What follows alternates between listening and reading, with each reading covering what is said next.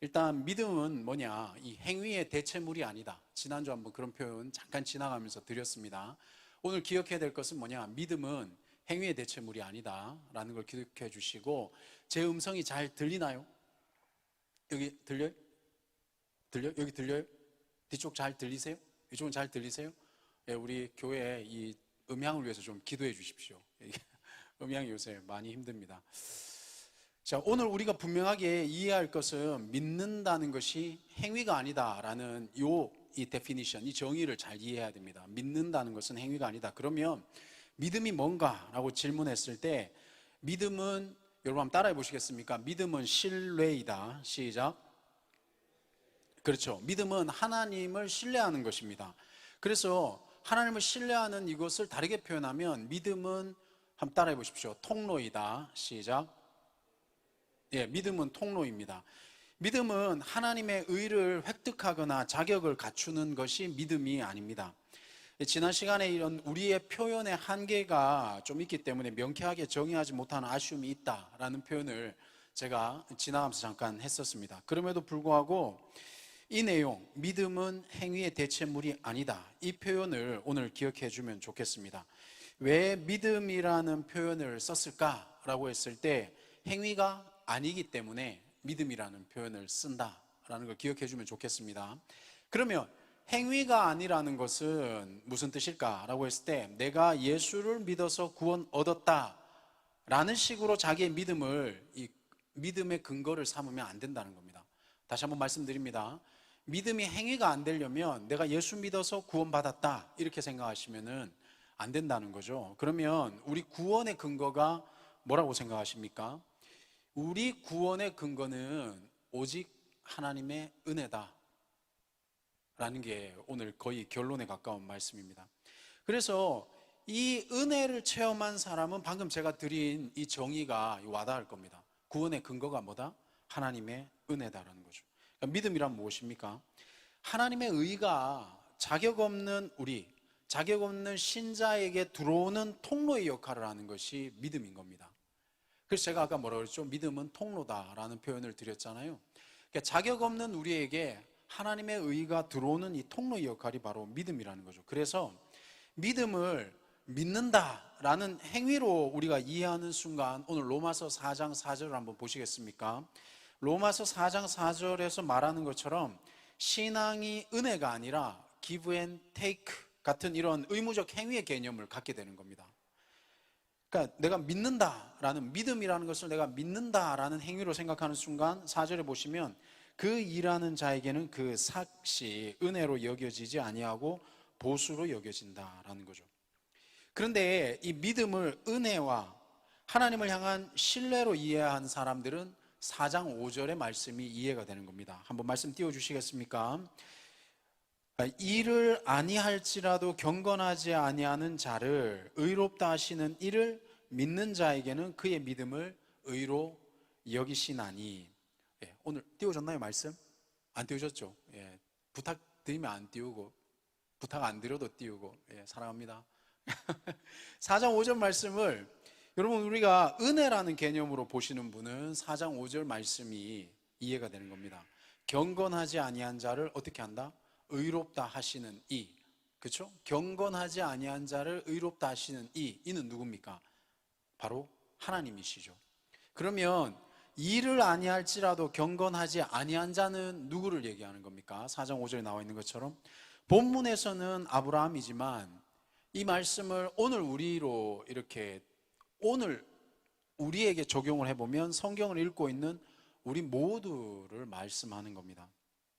그러니까 아브라함은 하나님을 믿은 것이다. 아브라함이 경건해서 의로 여겨진 것이 아니다. 아브라함은 하나님의 약속을 신뢰한 것이다. 하나님은 그것을 뭐로 여기신다? 의로 여기신다 라는 겁니다.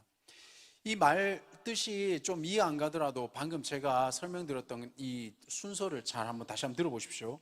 아브라함은 하나님을 믿은 것이다. 아브라함이 경건해서 의로 여겨진 게 아니다. 아브라함은 하나님의 약속을 뭐 했다? 신뢰했다. 그래서 그 신뢰한 것을 하나님은 지금 뭐로 여기신다? 의로 여긴다는 겁니다.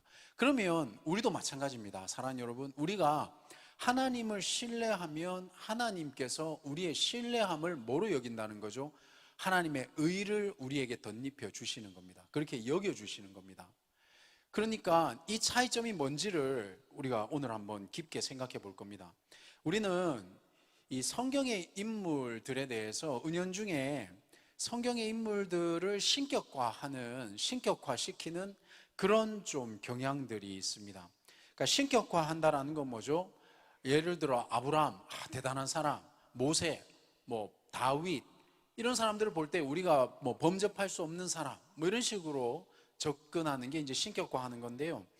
만일에 그런 식으로 성경에 나오는 인물을 보게 되면 어떤 부작용이 있냐면, 하나는 믿음을 행위로 보게 되는 그런 경향이 우리한테 생기게 되는 겁니다. 다르게 표현하면 그 사람처럼 어떤 행위를 해야 할 것만 같은 무언의 압박이 우리한테 오게 되는 거죠. 그리고 또 성경의 인물을 대단하게 생각할 때 우리에게 생기는 또 다른 현상은 어떤 게 있습니까? 그 인물에 집중하게 되고 그 인물 너머에 역사하시는 하나님을 우리가 보지 못하게 되는 이런 일들도 생기게 되는 겁니다. 그러니까 인물에 집중하는 게 아니어야 되겠죠. 그 인물이 아니라 그 인물 너머에 역사하시는, 혹은 그 인물을 향해서 계획을 갖고 계시는 하나님의 계획에 우리가 더 집중을 해야 되는 겁니다. 그것을 다르게 표현하면 이런 거죠. 우리는 하나님을 신뢰해야 하는 것. 또 같은 표현으로 우리는 하나님을 믿어야 하는 것. 인간의 모든 부족함과 연약함을 은혜로 품으시는 그 하나님을 우리가 믿어야 하는 겁니다. 여러분, 믿음은 언제 우리한테 올까요? 그러면 또 믿음은 언제 우리가 느낄 수가 있을까요? 우리는 그렇게 많이 들었던 단어 중에 율법이라는 단어 있잖아요. 이 율법의 목적이 뭐라고 생각하십니까? 이 율법, 그러면 대표적으로 우리가 십계명을 이렇게 머릿속에 떠올릴 수 있지 않습니까? 그럼 여러분, 제가 질문을 드립니다. 십계명의 목적이 뭘까요? 창세기 26장 5절을 보면 아브라함이 율법을 지켰다라고 이렇게 표현이 되어 있거든요. 그러면 이는 어떤 행위 하나하나를 지켰다라는 그런 의미가 아니죠. 아브라함도 실수하는 장면들을 우리가 성경을 통해서 보지 않습니까?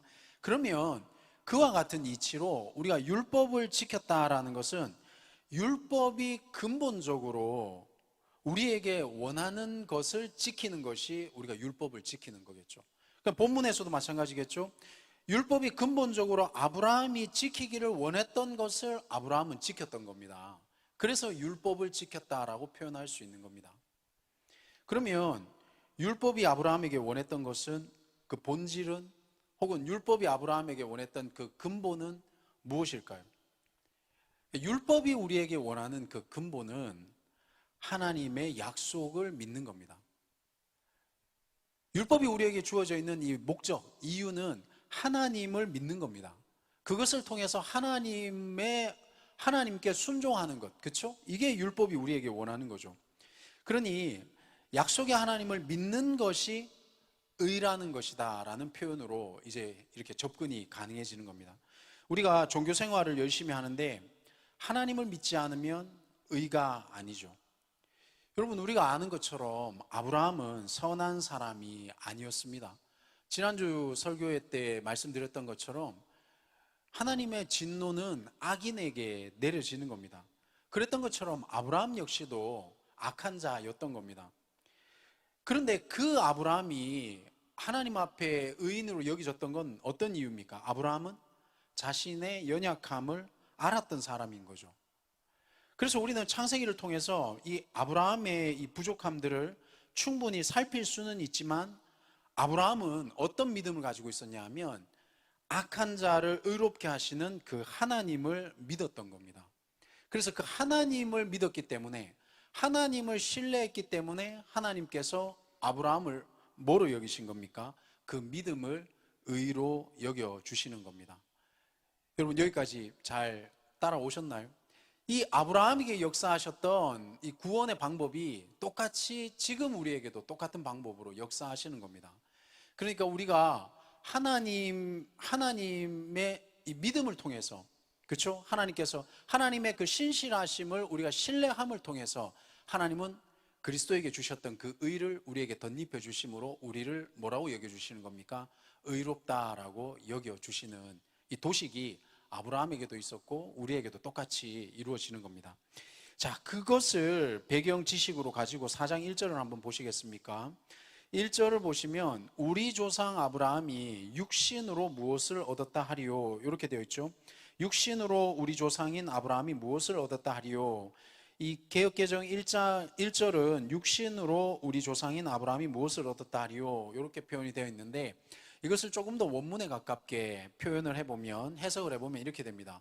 우리 조상 아브라함이 육신으로 무엇을 얻었다 하리요 라고 이렇게 풀어서 설명을 할 수가 있습니다. 그것을 조금 더 다르게 설명을 해보면, 아브라함이 육신으로 얻은 것이 무엇이 있다는 말인가 라는 뜻이 되는 겁니다. 그러면 그 질문에 대한 대답을 우리가 2절에서 찾을 수가 있습니다. 2절을 한번 보시면, 만일 아브라함이 행위로서 의롭다 하심을 받았으면, 이 표현인 겁니다. 육신으로 무엇을 얻었나 라고 질문했죠. 그 육신으로 얻는 게 뭐죠? 그게 행위라는 거예요. 행위로서 의롭다 하심을 받았으면 자랑할 것이 있으려니와 하나님 앞에서는 없느니라. 이 얘기는 뭡니까? 아브라함은 육신으로 혹은 행위로는 얻은 게 없다라는 게 바로 2절에서의 답이 나오는 겁니다. 그래서 우리는 똑같이 깨달을 수 있게 되는 거죠. 육신으로는, 행위로는 우리도 아브라함처럼 얻을 수 있는 게 없다라는 결론에 이를 수가 있는 겁니다. 그러면 믿음으로 구원을 얻는다라는 말이 우리나 불신자들에게나 똑같이 불러일으키는 오해가 있을 수 있는데, 이런 표현인 거죠. 세상에서 나쁜 일을 해도 예수만 믿으면 된다. 이게 지금 1절, 2절에 관통해 오는 겁니다. 근데 육신으로 얻는 게 뭐냐? 육신으로 내가 의를 얻을 수 있느냐? 내가 율법을 행함으로 의를 얻을 수 있느냐? 이게 지금 우리가 똑같은 표현으로 치면 나쁜 일 하다가 예수만 믿으면 구원받는 거 아니야? 이런 표현이 뭐죠? 믿음으로 구원을 받는다라는 말을 오해하는 사람들이 보통 가지는 의문 중에 하나입니다. 믿음으로 구원받는다라는 것은요, 사랑하는 여러분, 마음대로 살아도 예수만 믿으면 되지라는 게 아니라는 거죠. 그러니까 구원을 얻을 근거가 자신에게 있는 게 아니다. 이게 바로 믿음으로 구원을 얻는다라는 표현의 진짜 뜻이라는 겁니다. 그런데 그것을 잘못 이해하면 어떻게 되죠? 그러면 내가 믿으면 되지. 내가 회개하면 되지. 이렇게 적용을 한단 말이에요. 죽기 직전에 예수 믿으면 되지. 그게 믿음으로 구원받는다라는 말을 잘못 이해하면 그렇게 적용을 해요. 혹은 교회 밖에 있는 사람들이 그렇게 우리를 비웃죠. 많은 사람들이 그렇게 비웃지 않습니까? 그러니까 1, 2절에서 우리는 아브라함이 육신의 방법으로는, 행위로는 얻은 것이 없다는 것을 말씀하는 것, 이게 다르게 표현하면 구원을 얻는 근거가 자신에게 있지 않다라는 것으로 우리는 믿음으로 구원받는다라는 말뜻을 이해해야 되는 겁니다. 자, 그러면 믿는 사람의 행위가 핵심이 아니라 구원을 베푸신 혹은 은혜를 베푸시는 하나님을 신뢰하는 것, 이게 뭐라고요? 이게 믿음이라는 겁니다. 여러분, 우리는 이제까지 믿음이라 그러면 내가 믿는다라는 행위에 초점이 맞춰져 있는 분들이 꽤 많습니다. 내가 믿으니까 구원받지, 이런 생각을 가질 수가 있거든요. 이거는 신앙의 초기 단계에서는 그런 생각을 할 수가 있어요. 근데 여기 대다수의 교회 그래도 좀 오래 다닌 사람들은 여기에서 한 발 더 들어가야 된다라는 게 오늘 설교의 요점인 겁니다. 창세기 15장 5절 6절을 보시면요, 말씀을 한번 들어보십시오. 그를 이끌고, 여기 그는 아브라함을 얘기하는 겁니다. 하나님이 아브라함을 이끌고 밖으로 나가서 이르시되 하늘을 우러러 무별을 셀 수 있나 보라. 또 그에게 이르시되 내 자손이 이와 같으리라. 아브라함이 여호와를 믿으니 여호와께서 이를 그의 의로 여기시고. 아멘. 그러니까 여기도 믿으니라는 표현이 있으니까 우리는 어떤 생각이 들어요? 내가 뭔가 믿는 행위를 해야 될 것처럼 느껴지잖아요. 그런데 하나님이 구원을 이뤄가시는 이 과정을 보면 실제로 아브라함이 한 것은 없다는 거예요. 하나님이 아브라함을 이끌고 가셨죠. 그래서 무뼈를 보여주셨죠. 그리고 난 다음에 약속을 또 주시죠. 네 자손이 이와 같을 것이다 라고 약속을 주셨죠. 그래서 아브라함이 하나님을 믿는 게 아니라 그 역사를 이루어 가신 하나님에 대해서 신뢰하니까 그것을 하나님을 뭐로 본다는 거예요? 의로 여기신다라는 겁니다. 저는 계속해서 이 믿음을 사람의 행위로 이해하지 말고 하나님을 신뢰하는 것으로 여러분들한테 설명을 드리고 있는 겁니다. 로마서 4장 3절을 다시 한번 보시면 이 4장 3절의 배경이 지금 방금 읽어드렸던 창세기 15장 5장 6절의 말씀을 배경으로 하고 있는 겁니다. 우리는 아브라함이 하나님의 말씀을 믿어서 하나님의 의로 여긴 것으로 오해할 수가 있는데, 실제로 15장, 창세기 15장, 16장, 17장 이렇게 엿이어서 읽어보시면 그렇지 않다라는 것을 어렵지 않게 발견할 수가 있어요. 오히려 아브라함은 한 일이 없다는 것을 우리가 발견할 수가 있죠. 하나님이 부르시고 일방적으로 아브라함에게 약속해 주시고 언약을 주시고 이렇게 구원을 이루어 가시는 모습을 우리는 살펴볼 수가 있습니다. 창세기 15장 17절에 보면 이걸 횃불 언약이라고 표현을 합니다. 횃불 언약은 뭐냐면 재물을 이렇게 쪼개는 겁니다. 짐승을 쪼개고 그 사이로 불이 지나가는 것을 횃불 언약이라고 하는 거거든요. 그것은 뭐냐, 이렇게 재물을 불로 태울 정도로, 내 몸을 불로 태울 정도로 이 언약은 진정성이 있다라는 게 횃불 언약인 거거든요. 하나님이 이 아브라함이 쪼개놓은 재물 사이로 그 불로 하나님이 지나가시는 장면이 창세기 15장 17절에 나오시는 겁니다. 그렇게 하나님께서 아브라함에게 뭘 보여주시냐면, 내가 지금 너에게 보이는 이 약속이 진짜다 이거예요. 목사님 왜 이렇게 열을 내시나요? 여러분, 이거는 뭐와 같은, 오늘날 치면 우리 뭐와 같은가요? 뭐와 같을까요? 끊임없이 하나님이 우리에게 말씀하시잖아요. 나 좀 믿어줄래? 나 좀 신뢰해 줄래? 하나님이 지금 우리에게 끊임없이 다가오고 계신 겁니다. 하나님이 그리고 내 인생을 지금 붙들고 가고 계신, 지금 내 인생이 좌절스럽고 나의 행위나 내 모습을 보면 뭐 어떤 구원받을 근거가 없죠. 실은 오늘 아침에 좋았다 저녁에 쓰러지는 게 우리의 모습 아닙니까? 그렇죠? 뭐 일 좀 잘 되면 되는 것 같다가, 기도했다 응답 받으면 하나님 나와 함께 하시는 것 같다가, 갑자기 신뢰가 오면, 갑자기 어려움이 다가오면 금방이라도 무너지는 게 우리의 모습이잖아요. 그렇죠? 그게 지금 이런 상태를 보여주는 거죠. 그런데 놓치는 게 뭐냐, 눈앞에 보이는 환경 혹은 내가 하는 행위 때문에 실제로는 내 뒤편에서 역사하고 계시는 하나님의 역사를 우리가 보지 못하는 거죠. 하나님이 우리에게 뭘 원하시냐 하면, 나를 좀 믿어줄래? 나를 좀 신뢰해 줄래? 그러니까 하나님, 내가 지금 여기에 아무것도 아닌 모습으로 있지만 그렇습니다. 하나님, 내가 이렇게 죽을지라도, 내가 이렇게 실패한 모습으로 넘어질지라도 하나님을 신뢰합니다. 이게 믿음이라는 거예요. 하나님이 그것을 의롭게 보여주신다는 겁니다. 근데 우리는 너무나 내가 하는 행위 혹은 기도해서 받은 응답 혹은 눈앞에 보여지는 것 혹은 지금 내 모습, 이것으로 믿음과 혹은 하나님이 나와 함께 하신 동행하심에 대한 신뢰를 이렇게 평가하지 않느냐라는 게 지금 이 횃불 언약 속에서의 모습인 거죠. 그런데 이 바로 16장에서는 그렇게 횃불을 가르치는 하나님의 모습을 보여주시는데, 16장에 가서는 아브라함은 뭐죠? 하나님이 15장에 약속하셨잖아요. 이렇게 무별과 같은 이 자손을 너에게 주겠다라고 했지만 바로 아브라함은 하갈과 동침함으로 이스마엘을 낳는 믿음의 언약이 아니라 불신앙의 자손을 놓게 되는 모습을 보여주는 겁니다. 여러분, 아브라함은 믿었다라는 행위로 하나님 앞에 의로운 걸 보여준 게 아닙니다. 아브라함은 심지어 하나님이 이렇게 계속해서 간섭하심에도 불구하고 불신앙의 태도를 보여주고 있는 겁니다. 다시 말씀드립니다. 여러분, 믿음이 뭡니까? 한번 생각해 보십시오. 여러분 삶 속에 믿음이 뭡니까? 믿음은 하나님에게 구원을 얻어내는 조건이 아닙니다. 내가 하나님을 믿었으니까 우리한테 구원이 주어지고 이런 딜이 아니란 말이에요. 내가 믿음을 기부했으니까 하나님 내게 구원을 줘서 내가 구원을 테이크하는 이런 게 아니라는 거죠. 이게 뭐가 문제가 되신 줄 아십니까? 그러면 만일에 내가 믿었으니까 내게 구원이 주어지잖아요. 그러면 여러분의 믿음이 만일에 결함이 있거나 부족하잖아요. 그러면 하나님이 주시는 구원이 결함이 생기게 되는 거예요. 이 논리적 모순이 생기게 되는 거죠.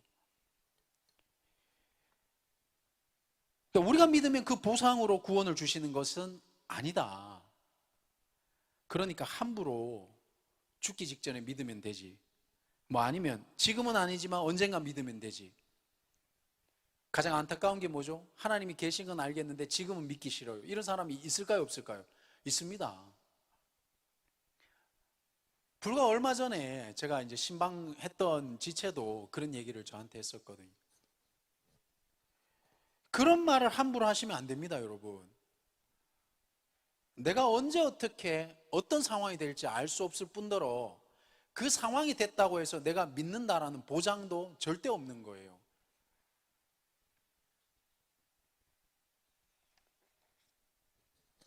그래서 지금 그 하나님의 말씀도 그러잖아요.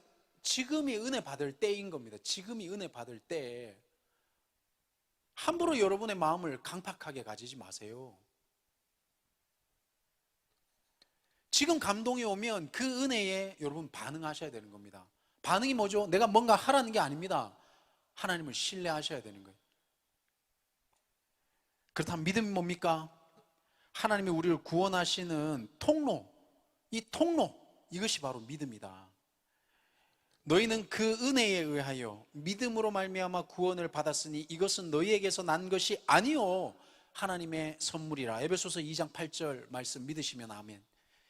사랑하는 여러분, 너희는 그 은혜에 의하여, 그 은혜에 여러분이 반응하는 것이 믿음인 겁니다. 너희에게서 난 것이 아니라 그랬잖아요. 이 은혜가 뭐죠? 하나님이 주시는 선물이라는 거예요. 그러니 마음을 강팍하게 가지지 마세요. 믿음은 나에게 은혜를 베푸시는 이 하나님에 대한 급진적인, 절대적인 신뢰를 보이는 것. 지금 내가 믿음이 없는 것 같아도 하나님을 신뢰하는 것. 내가 기도조차 못하지만 하나님을 신뢰하는 것. 내가 지금 죄로 허덕이고 있지만 하나님을 신뢰하는 것. 이것이 믿음이란.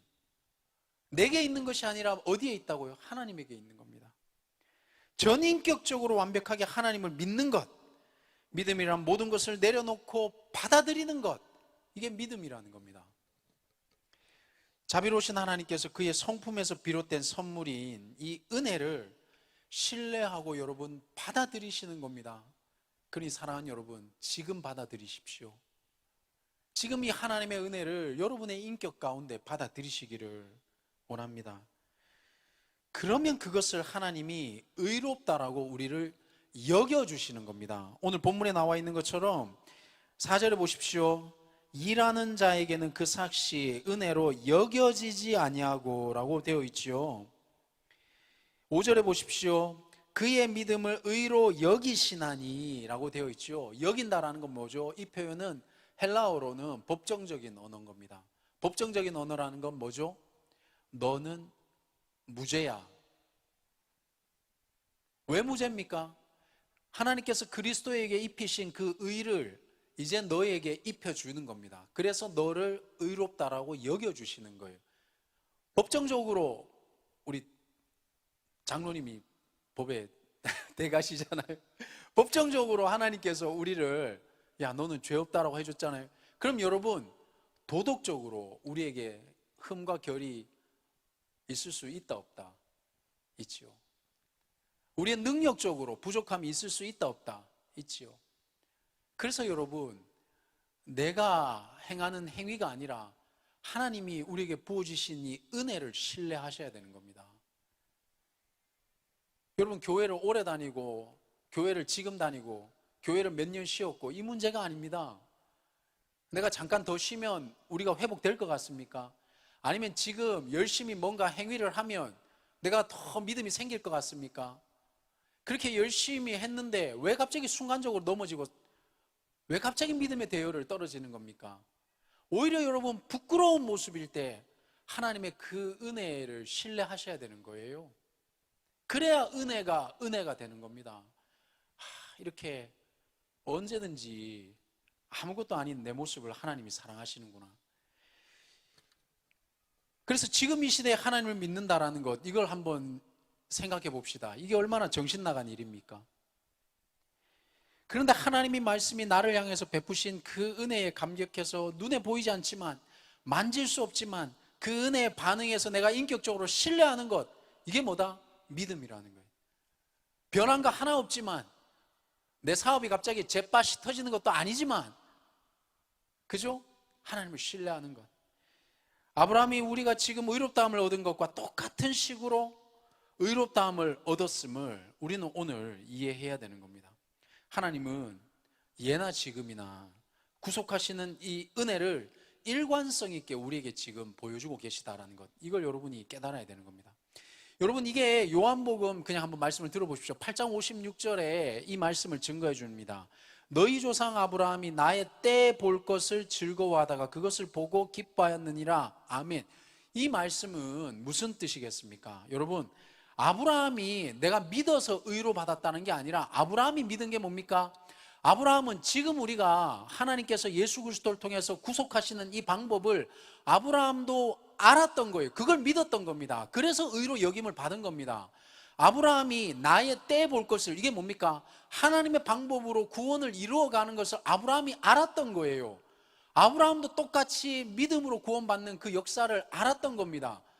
하나님의 그 하나님의 그 구속의 방법을 신뢰했기 때문에 의로 여김을 받은 거죠. 그러니까 아브라함이 구원받는 형태나 지금 우리가 구원받는 형태나 똑같다라는 거예요. 그래서 하나님은 아브라함을 의롭게 여겨 주신 거죠. 사랑하는 여러분, 은혜로 믿는 사람과 행위로 믿는 사람의 특징을 여러분은 구분이 되실까요?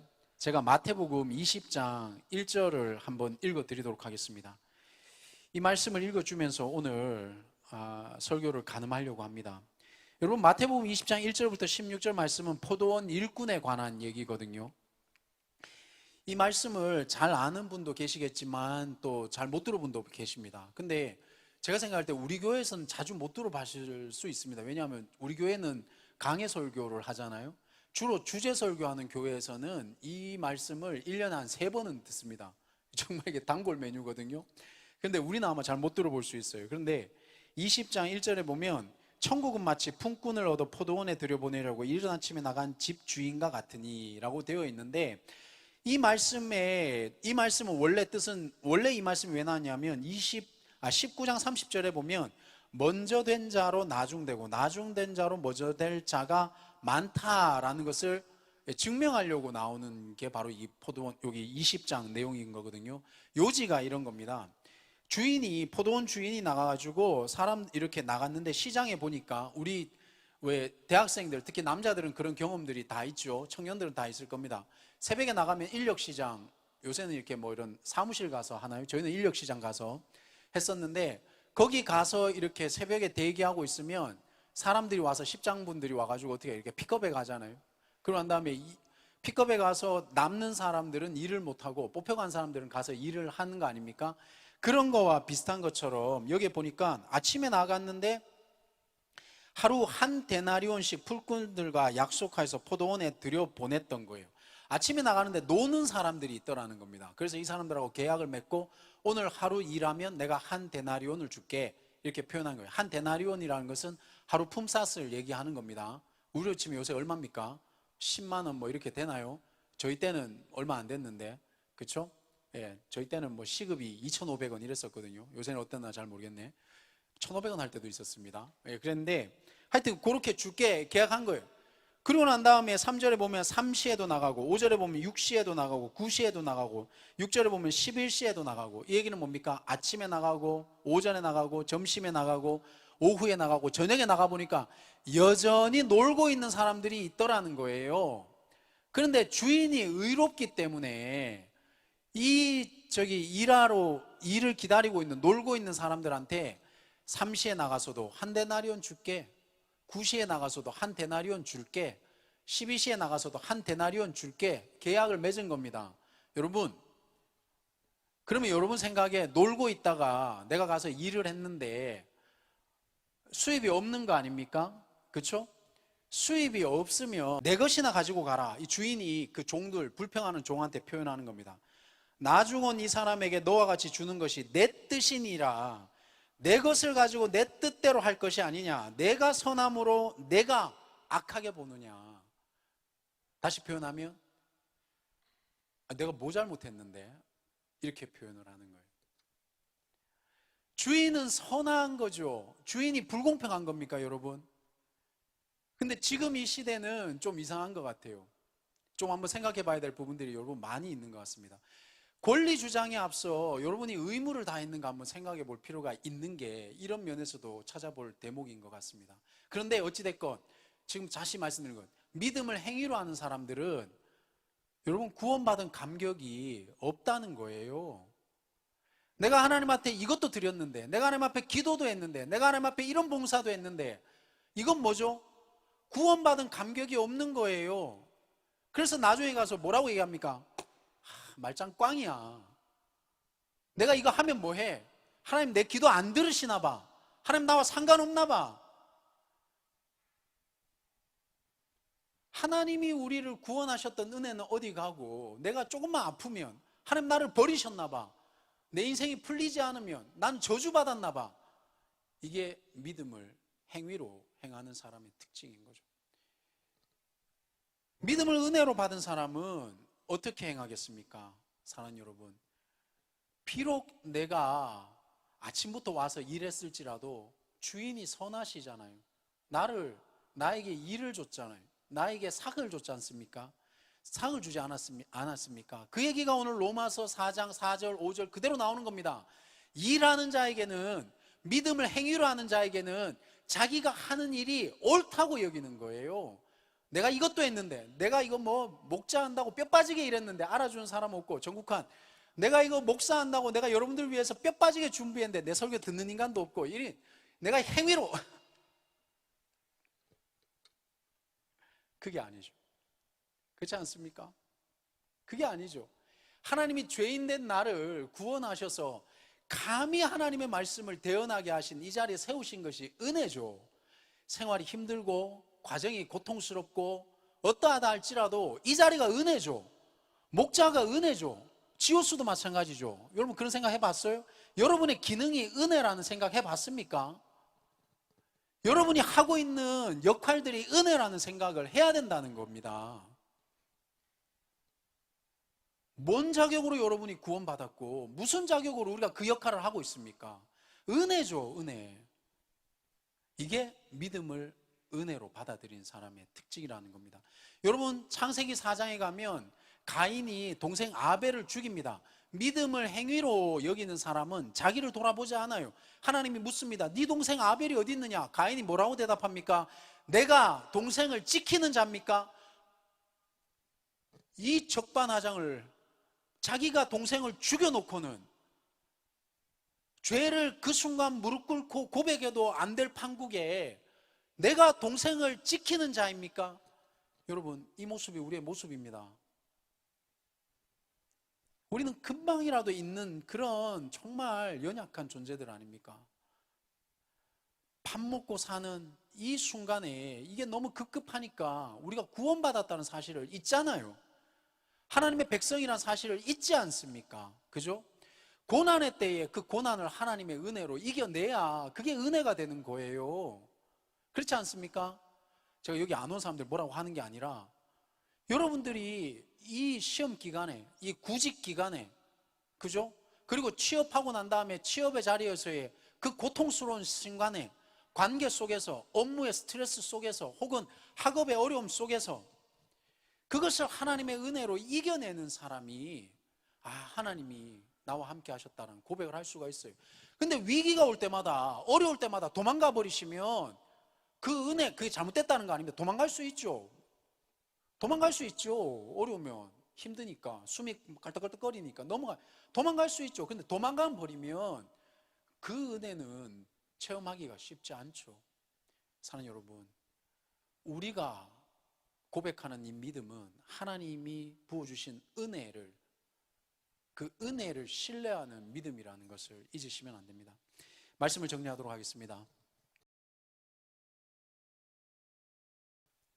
우리는 오직 은혜로 의롭다 하심을 얻었다, 이 사실이 여러분 믿어지셔야 됩니다. 우리가 믿는 만큼 하나님이 우리에게 의를 주시는 게 아닙니다. 이렇게 되면 나의 믿음만큼 하나님의 의는, 이게 조금 어려운 표현인데, 종속되는 변수가 발생하게 되는 거예요. 근데 그런 경험 여기에 되게 많잖아요. 여러분 기분에 따라서 신앙이 왔다 갔다 하는 게 바로 그건 겁니다. 그쵸? 전들 관계가 항상 막 다 좋고 이렇겠습니까? 어렵죠. 힘들어요. 그런 일 많습니다. 그런데 믿음은 하나님을 신뢰하는 겁니다. 하나님이 하신 모든 약속을 하나님이 하실 것이라는 믿음입니다. 비록 내 눈에 보이지 않는 시기지만 이게 정말 중요한 겁니다. 당장에 내가 원했던 것, 이게 되고 안 되고가 본질이 아닌 겁니다. 되든 안 되든 하나님이 나에게 약속하셨던 것을 지금 내 인생을 통해서 이끌어 가신다. 이게 믿음인 겁니다. 그러니까 여기에 만일에 예를 들어서 이렇게 내가 좋은 자매 만나고 싶다, 좋은 형제 만나고 싶다, 이런 분들이 여기 계시잖아요. 그럼 제가 그분들한테 권면을 드립니다. 믿음 있는 사람 만나셔야 돼요. 기도할 때는 믿음만 있으면 된다 그러고 만날 때 보면 막 조건이 많잖아요. 그 믿음이 아니라고. 그거는 뭡니까? 믿음으로 함께 했기 때문에 어떤 어려움이 있어도 함께 할 수 있는 겁니다. 근데 믿음으로 함께 안 하시잖아요. 그 조건이 무너지면 날마다 따지게 되고 싸우게 되고 이렇게 되는 거죠. 믿음은 정말 이 측량이 안 되는 과분한 하나님의 의가 아무것도 아니고 자격 없는 신자인 우리에게 돌려지는 통로, 내가 하나님을 신뢰합니다 라는 이 믿음, 이 통로, 전적인 항복, 무릎 꿇음, 감격, 이게 믿음이라는 거죠. 그래서 나는 그런 게 있었나 보니까 제가 그런 게 있었더라고요. 23살 때 이렇게 자살하려고 하는 그 순간에 하나님께서 제일 먼저 다가오셨는데 국한아 힘내라가 아닌 거예요. 그 죽음의 순간 앞에서 내가 죄인이었구나, 이게 고백이 되는 거예요. 내가 죄인이었구나. 그 고백 속에서 하나님이 나를 회복시키기 시작하시는 거죠. 사랑하는 여러분, 하나님을 신뢰하십시오. 어떤 상황 속에서도. 그게 믿음입니다. 하나님 우리와 동행하시는 것 믿으셔야 돼요. 하나님이 약속하신 것 하나님이 이루신다는 믿음, 이게 우리에게 필요합니다. 내가 뭘 했다가 절대로 아니라는 것. 뭘 하고 계신 분들은 이제 하나님과 좀 교제를 하셔야 돼요. 그렇죠? 하나님의 은혜로 여러분의 신앙에 기름칠을 좀 하십시오. 잠깐 눈 감으십시오. 그리고 하나님의 은혜를 한번 느껴보십시오.